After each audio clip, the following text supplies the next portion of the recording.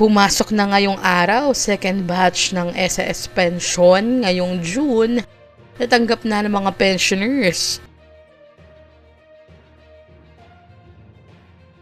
Magandang araw po sa ating manonood.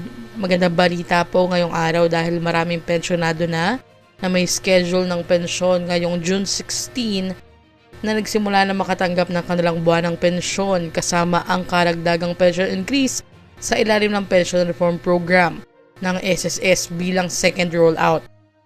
Matatandaan po na mas maagang ipinatupad ng SSS ang ikalawang bahagi ng pension increase ngayong Hunyo upang mabigyang agad tulong ang mga pensyonado sa gitna ng patuloy na pagtaas ng presyo ng bilihin.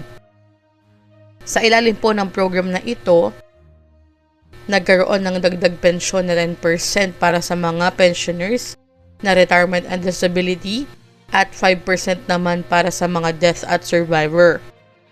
Maraming pensioners po ang nag-share sa comment section na nakuha na nilang kanilang pensyon. Gayunpaman, paalala po maaaring magkakaiba ang oras ng pagpasok ng pensyon depende po sa bank at sa pag-process ng crediting ng bawat account. Kung hindi pa po pumapasok ang inyong pensyon ngayong umaga, huwag mag-alala, maaaring nasa process po ito ng crediting at maaaring pumasok anumang oras sa loob ng araw hanggang bukas.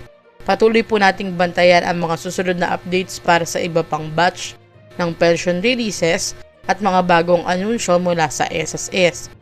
Mga ka-pensioners, nakacheck na po ba kayo ng ATM nyo or bank account? I-comment ang inyong lugar at bangkong gamit at sabihin kung pumasok na rin ang inyong pension increase ngayong araw. Maraming salamat po at ingat po kayo lahat!